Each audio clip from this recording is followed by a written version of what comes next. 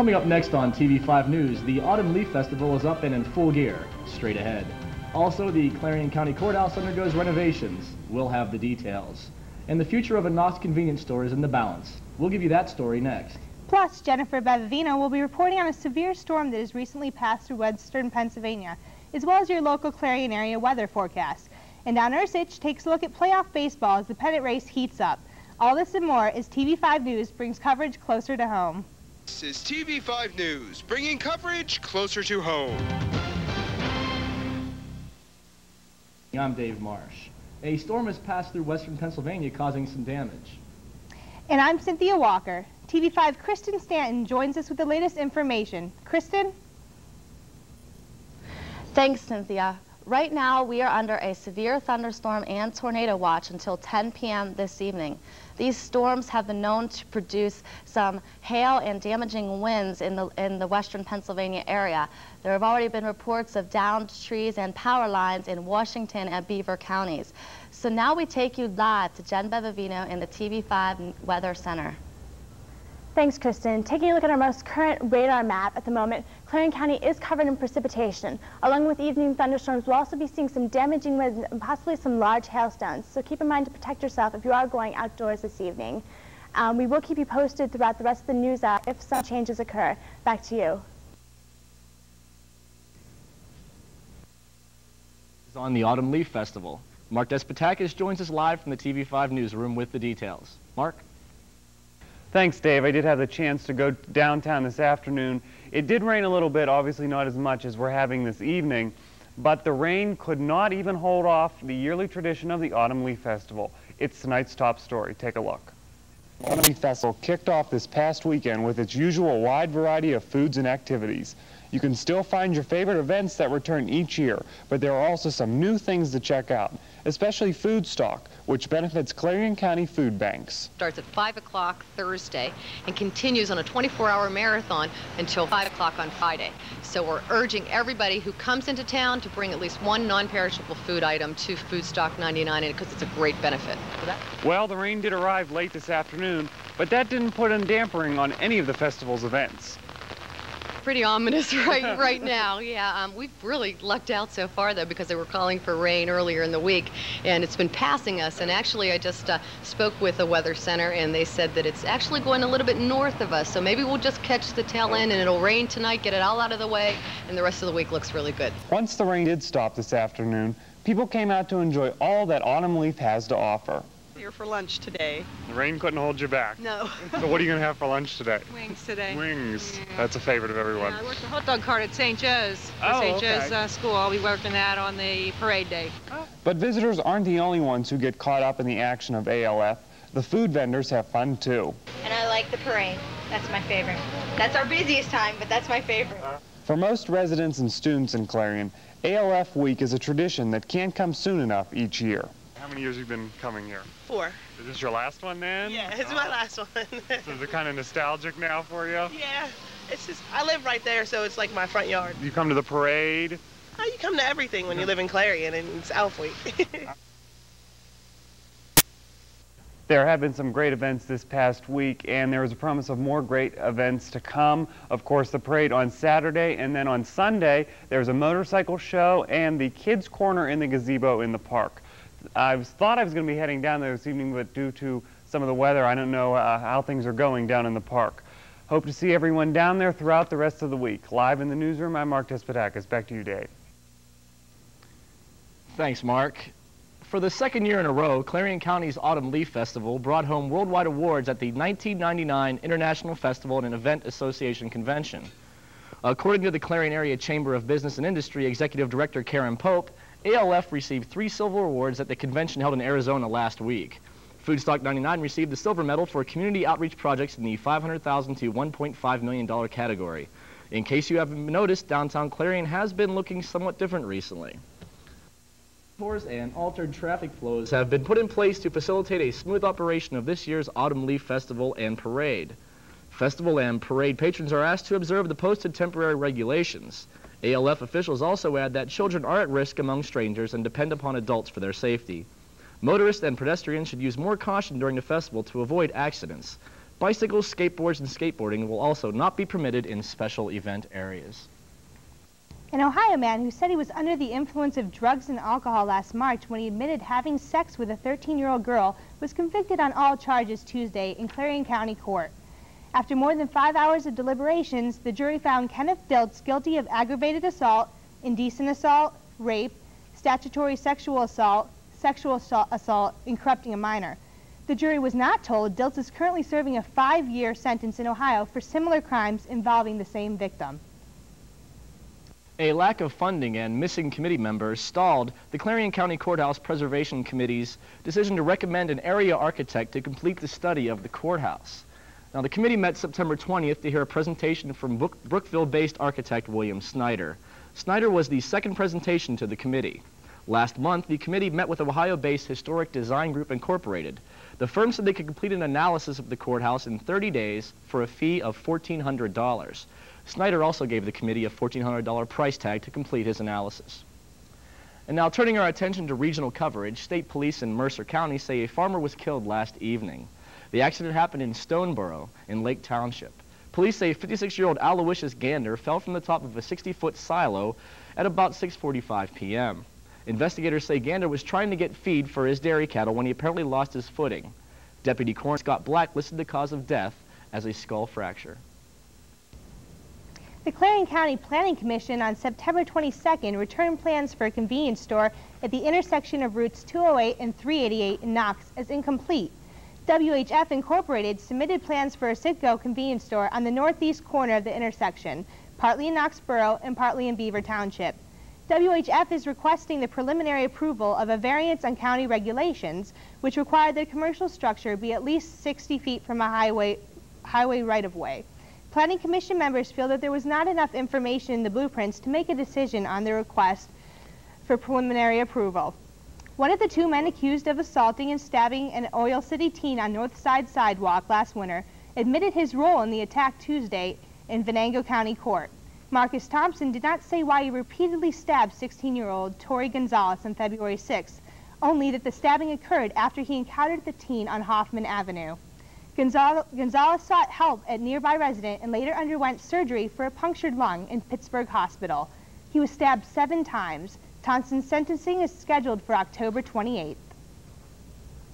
An Edmonton fire official calls it a time bomb, and Parker resident Frederick Anthony said that intersection at Route 58 and 268 at the Foxburg Bridge is the most dangerous he's ever seen. PennDOT representatives met Tuesday with a group of public and school officials and residents to address their concerns. This is about the junction at the one-lane bridge. The problem has compounded due to the limited sight distance, drivers speeding along the highway, and traffic that backs up in both directions on Route 268. Patrick Leskevich, superintendent at Allegheny County Valley School District, said traffic in that area has doubled within the last 3 years. A Spartanburg man has been charged in connection with a hit-and-run accident that killed a pedestrian early Sunday in Sparta Township, Crawford County. Sean Davenport was arraigned Monday on felony charges in the death of Louis Andrew Ross of Spartansburg. State police in Corey and Ross said Ross died after being struck by a vehicle at 2 a.m. Sunday along Route 77. According to state police at the scene, another man, Mark Cook of Westfield, New York, was injured in the same accident. He was treated and released at Corey Memorial Hospital. Authorities said they were led to Davenport when a relative called the state police. An Oil City man admitted Tuesday that he scuffled with and threatened an off-duty state trooper last summer during a baseball game at Cranberry High School. Philip W. Zeig told Judge Oliver LeBeau that he threatened Corporal Richard Wadlow when Wadlow attempted to intervene in a dispute between Zeig and another man. His admission came as he pled guilty to charges of terroristic threats and public drunkenness in a plea agreement that dropped charges of aggravated assault and disorderly conduct. Sentencing is scheduled for October 28th. Coming up after the break, Jeff Say is in our newsroom with a preview of what is coming up tomorrow's edition of Clarion Call. Also, we'll let you know what seems to be causing what looks like a slick in the Clarion River. These stories and more are coming right up after the break as TV5 News brings coverage closer to home. Early years, young children cannot stand on their own. Uniting parents and children is an important part of the life of a community. Stand for Children encourages people to make a personal commitment to stand for the health of children. 300,000 Americans marched in Washington, D.C. last June to support Stand for Children Day. Stand for Children seeks to lift the belief that children need our help to stand.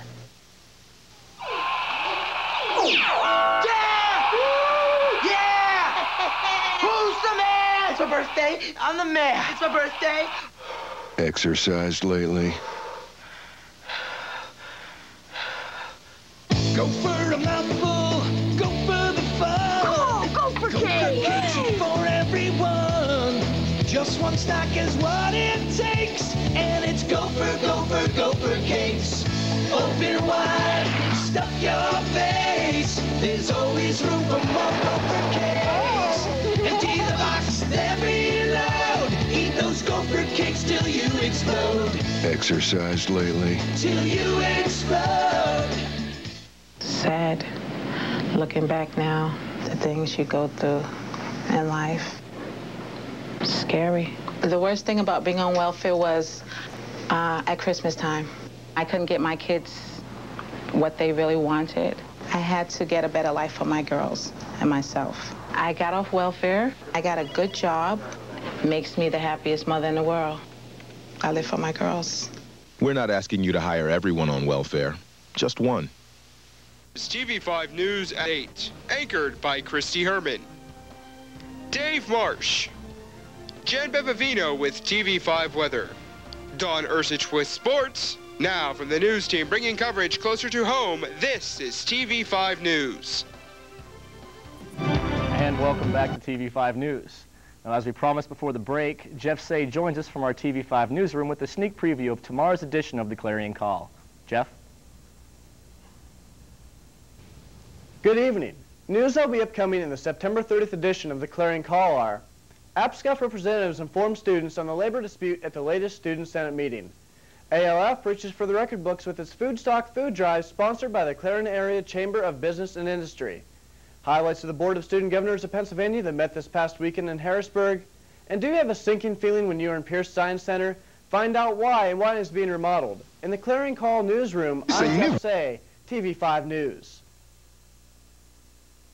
Jeff, the Clarion News is reporting that the Department of Environmental Protection officials a report of a possible oil slick or other pollution in the lower Clarion River was, according to the DEP, nothing to be alarmed about. The DEP received a report of some kind of pollution in the Clarion River below Piney Dam on September 13th. A DEP biologist has determined the substance seems to be a combination of decomposed vegetable material and oxidized metals that settled to the bottom of the lake. And here's a preview of tomorrow's headlines today in the Clarion News. The group Pennsylvania Environmental Defense Foundation announces plans to sue the Department of Environmental Protection over Red Bank Creek damage. A fire alarm causes an evacuation in the county courthouse, and the Clarion County Financial Director requests the assistance of a consultant. Read these stories and more in tomorrow's Clarion News. The nation has a pumpkin problem. The state has a pumpkin problem also. This area, however, does not have a pumpkin problem. The Pennsylvania Vegetable Marketing and Research Program says the statewide pumpkin crop has fallen sharply, but there's no trouble at Weingard's Farm Market on Route 322 west of Shinsville. Weingard co-owner Kathleen Weingard said that this is their best crop in years. Dry weather has reduced the number of pumpkins in many patches. Irrigation was key for most successful pumpkin crops this year. Weingard said they were fortunate to have enough water to carry out the irrigation. And taking a look at state news, Allegheny County prosecutors say they will seek the death penalty for Wayne Mitchell, a Homewood man accused of beating, raping, and killing his estranged wife in 1997. A common pleas judge on Tuesday denied motions by Mitchell's lawyer that would have kept prosecutors from using a trial at confession that police say Mitchell gave them. The lawyer also argued for separate trials for Mitchell. The 21-year-old man is accused of beating and assaulting Robin Little in September of 1997. Prosecutors say he choked the woman and stabbed her to death outside her Homewood apartment 9 days later. Allegheny County officials are looking into whether environmental testing at a former slag dumping site has been compromised. Earlier this month, Advanced Technology Systems Incorporated, a Pittsburgh-based engineering firm, resigned as a subcontractor on the 9 Mile Run housing development project. following concerns about validity of some air monitoring data collected this summer. And a deaf couple alleges in a lawsuit that a hospital violated the Americans with Disabilities Act by not providing a sign language interpreter when the husband was being treated for a heart attack. Furman and Eleanor Ritchie of 6 Mile Run say UPMC Bedford Memorial Hospital violated the law in February when Furman Ritchie was being treated. The hospital chief, James Vreeland, declines to comment at this time. And the U.S. Senate approved $10 million for a project to deepen the main channel of the Delaware River from 40 to 45 feet. Senators say they will allow larger cargo ships to access the Port of Philadelphia and other terminals. Now, this money is part of an energy appropriations bill that awaits President Clinton's signature. The total cost of the project is $300 million. 2 Pittsburgh city councilmen have been subpoenaed by the University of Pittsburgh as part of the school's defense in a complaint by employees who say they were discriminated against because of their sexual orientation. City Solicitor Jacqueline Morrow says she will challenge the subpoenas. Money from students and alumni has saved University Pittsburgh yearbook for at least one more year. The university's alumni office has made a contribution of $30,000, and the Student Government Board increased its share from $15,000 to $25,000. Last year, the yearbook's future appeared in doubt. Sales had fallen to just 500 copies in each of the last 2 years. The infusion of cash should get the yearbook through the current year. School officials say they believe a new permanent funding arrangement will be worked out to keep the Pitt yearbook going. Coming up after the break, health officials are concerned about New York's migratory birds. And how good does a fake alibi have to be? We'll tell you when we return. Also, Jen Bevavino will be joining us with your Clarion area forecast. And stay tuned to TV5 as your official home for coverage of the 46th Annual Autumn Leaf Festival Parade brings coverage closer to home.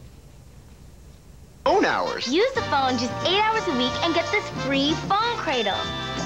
Use it 12 hours and get a speakerphone. Use it 15 hours and get this cool headset. Or stay on the phone 20 hours a week And get a pasty complexion. flabby body, and a great new nickname at school. Exercised lately?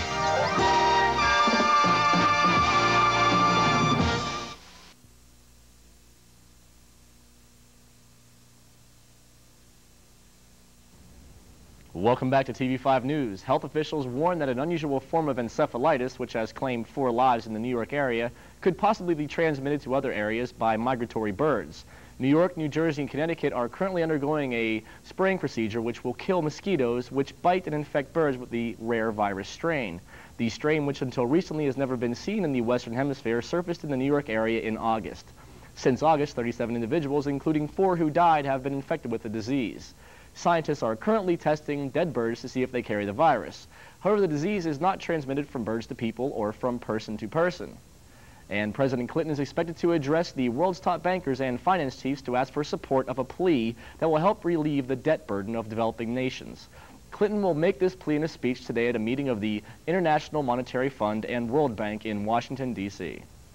Congress has a 3-week grace period to work on a budget for the upcoming fiscal year. However, even with the extra time, it's not clear if lawmakers will be able to pass all 13 annual government spending bills in forms that will be acceptable to President Clinton. There are still disagreements in numerous areas, including agriculture, education, and public housing. After yesterday's passage of the stopgap spending bill, lawmakers were given until October 21st to complete the work. The White House says President Clinton will sign the stopgap bill, averting the possibility of a federal shutdown. The girlfriend of Frederick Alvis, a man convicted of mugging an elderly Pennsylvania woman, faces perjury charges. She allegedly doctored photos of the couple's trip to Disney World in an alibi for her husband. Alvis's girlfriend Lillian Gaynor testified that they were at Disney World the day the robbery occurred. During Alvis's trial, several photos were submitted as proof that the couple was in Tampa. Now, Circuit Judge Robert Panera said the shots of Alvis were cut out and superimposed on another picture. Alvis's appearance and stance were identical in several pictures. Additionally, the shirt that he was wearing in the photo was the same one the victim described him to be wearing when he robbed her. Joining us now is TV5's Gary Martin, who will show us how and where to obtain the correct financial advice in tonight's Financial Beat. Gary? Find the right financial professional to help you achieve your financial goals.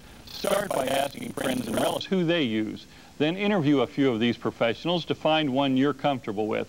And keep in mind, a good financial professional should make suitable recommendations based on your needs and goals. He or she should provide advice based on training and experience. Your financial consultant should add value by providing information and expertise that you otherwise may not have access to. All recommendations should be tailored to your individual circumstances, and he or she must be sensitive to your family situation and investment personality. Finally, a financial professional should provide clear, comprehensive, objective, and timely information. With TV5's Financial Beat, I'm Gary Martin, your Clarion Edward Jones investment representative, member SIPC. Thanks, Gary. And joining us now from the T5 Weather Center is Jen Bevavino with a look at your Clarion area forecast. Jen? Good evening. I'm Jennifer Bevavino here from the TV5 Weather Center, taking a look at Clarion's current and extended weather conditions. Taking a look first here at our satellite imagery map, you'll notice that we do have some clouds lingering right above us. They will be pushing northeasterly throughout the rest of the week. We will maybe seeing some rain showers tomorrow, but hopefully towards the rest of the week we'll be noticing the conditions improving. The conditions will be improving. Taking a look at our frontal map, you'll notice a low front lingering about, this is tomorrow's fronts. At the moment it's lingering northwesterly of the state. It's going to be pushing over. We'll be seeing some cooler temperatures later into the week. Taking a look at our highs map for today, you notice that we are high into the low 70s region. We had a high of about 72 today. Hopefully it will be getting warmer towards the end of the week, although tomorrow the temperature will be dropping. Taking a look at our lows, today we were low into the 40s region. Hopefully we'll be staying around that area throughout the rest of the week. Taking a look at our precipitation map, you'll notice that we did have some rain showers today, on and off showers. We will be seeing the same prediction for tomorrow. Hopefully towards the weekend, we will be seeing clearer skies. Taking a look at our 5-day planner, for Thursday, we will be seeing some rain showers once again with a high of 54, a low of 39. For Friday, it will be cloudy, partly cloudy with a high of 60, a low of 41. For Saturday, partly cloudy once again with a high of 63, a low of 41. For Sunday, a high of 62, a low of 43. And for Monday, partly cloudy once again with a high of 60, a low of 42. And that's Clarion's current and extended weather conditions. Back to you, David and Cynthia. Thanks, Jen. Coming up after the break, Don Ursich will be giving us scores and highlights from the world of sports. Also, Carolyn Kelly and Nani Lombard will highlight the remainder of the Autumn Leaf Festival activities in tonight's entertainment beat. All this and more as TV5 News brings coverage closer to home. From the crowd is located in a Clarion Mall. Whether you're looking for junior trendy, girls, or fashion for women, they have it all with many different styles. With our newly expanded shoe and accessory department, you're surely to find that new it. And if you have a fashion, our experts are here to help. That's Fashion Button of Interstate 80, open Monday through Saturday, 10 a.m. till 9 p.m., Sunday from noon till 5. All the children gone, long time passing. Every day, 10 children are killed by gunfire. You can help stop the violence. Call 1-800-WE-PREVENT. Not one more lost life. Not one more grieving family. Not one more. Gone to graveyards one by one. Oh, when will we ever learn? News travels fast. That's why you need the speed and accuracy of a news that brings coverage closer to home. Every Tuesday, Wednesday night, join TV5 News for Clarion's only live local newscast on television at 8. Tune in for the latest in regional, state, and national news. Plus, with our newspaper exchange partner, the Clarion News, teaming up to bring coverage closer to home every Tuesday and Wednesday at 8 p.m. Clarion's only live local newscast on television at 8 is here on TV5. Hi, I'm Don Ursich with the Sports in 2 minutes. The Major League Baseball pennant races are starting to get out of control. Within 1 week, the Reds have sneaked up on both the Mets and the Astros in the playoff race. All 4 teams that are in the playoff hunt play one another this week. Tonight, Atlanta is at New York, and the Mets hope to end their 7-game losing streak and keep in contention. The Astros try to hold on to their game-and-a-half lead over the Mets against their division rival Reds. In the American League, the Yankees, the Indians, and the Rangers are all in the playoffs, while Boston will probably clinch the wild card tonight. The start of the hockey season is once again upon us, and the Pittsburgh Penguins have a new owner, a new announcer, but a familiar first opponent in the defending champs, the Dallas Stars. Pittsburgh is looking forward to a good season and riding higher than ever since the purchase of the team. This weekend, the Clarion Golden Eagles play Slippery Rock Rockets at Clarion's homecoming game. Clarion rallied behind Adam Almashi and his stunning performance against Kutztown last week. Game time is set for 2 p.m. Let's take a look at this week's top 5 in the college polls. In the ESPN Coaches poll, the top 5 stay the same as last week, with Florida State at number 1, Penn State number 2, Florida at number 3, Michigan at number 4, Nebraska at 5. In the AP poll, everything is also the same as last week. The only team added to that top 5 is Texas A&M in 5th instead of Nebraska. Well, that's it for this week. Now let's go back to Dave and Cynthia. Thanks, Donnie. And coming up next is Carolyn Kelly with tonight's entertainment beat. Carolyn? Thanks. Now let's take a look at some of the activities that are taking place at the Autumn Leaf. Does he want me to do that thing? No, okay. They told her to do it down here, so let's try it. Okay. So do it. See? Get me in trouble. Down one, they screw it up. Okay.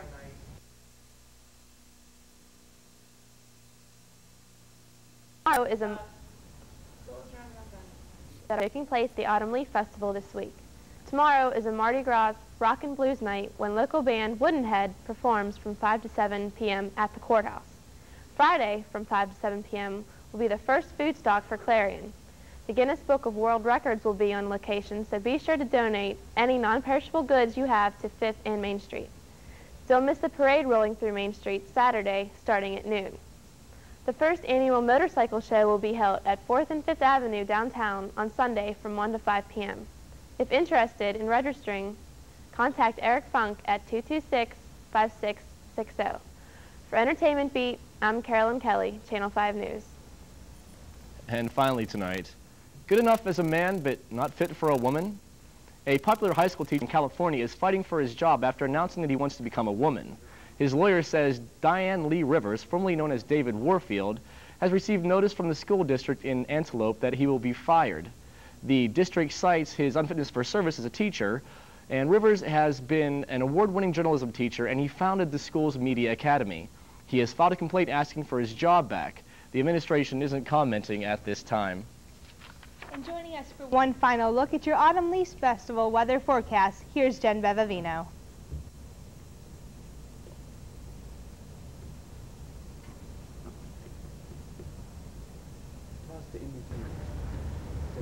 And now for your weather recap. Taking a look at Thursday, it will be a high of 54, a low of 39. We'll see some showers in the afternoon. For Friday, we'll see a high of 60, a low of 41. And for Saturday, we'll see a high of 63 and a low of 41 with some partly cloudy skies. And that's your weather recap for tonight. Back to you, Dave and Cynthia. We'll have Naughty Lombard with entertainment news. Thanks. This week, I saw Runaway Bride, rated PG. Directed by Gary Marshall, Runaway Bride reteams Julia Roberts and Richard Gere in a lighthearted romantic comedy. I found this movie to be funny and charming. Roberts, a skittish bride, has left men, or shall I say run from men, at the altar. Gere plays a cynical New York reporter who has not had the best of track record with women. In search of a human interest story, Gere hears of this runaway bride and sets out to see who she will run from next. Predictably, the two meet, argue, and then, well, you can probably guess what happens next. If you can't, you'll just have to go see the movie. I feel that this movie is as good as, if not better than, Pretty Woman. Its humor will appeal to both women and men. Running since July 30th, it has grossed over $1 million and is still in the top 10. It won't be playing for much longer, so run out and see Runaway Bride. For Destinta Movie Review, I'm Naughty Lombard. Thanks, Naughty. That about wraps it up for tonight's broadcast. Be sure to tune in next Tuesday at 8 p.m. as Christy DeZork and Brian Cook bring continued coverage of local, state, and national news. Also, be sure to tune in to TV5 this Saturday at noon as we bring you live coverage of the 46th Annual Autumn Leaf Festival Parade. For Cynthia Walker, Mark Despotakis, Don Urchich, Naughty Lombard, Carolyn Kelly, Jen Bevavino, and the entire TV5 news team, I'm Dave Marsh. Good night.